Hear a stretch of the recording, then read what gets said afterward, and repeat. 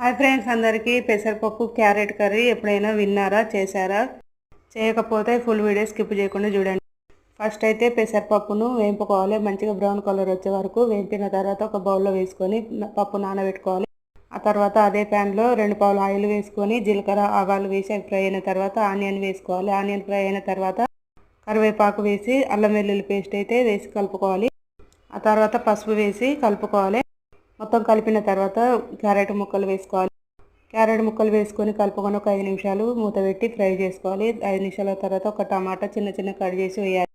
ఆ తర్వాత మరో 5 నిమిషాలు ఉడికించుకోవాలి మూత పెట్టుకొని. ఆ తర్వాత ఒక 2-3 పచ్చిమిర్చి చిన్న కట్ చేసి వేయాలి.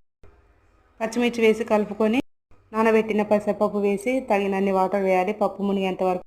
పప్పు ఉడుకుతున్నప్పుడు ఉప్పు కారం వేసుకొని మరో 5 నిమిషాలు ఉడికించుకోవాలి.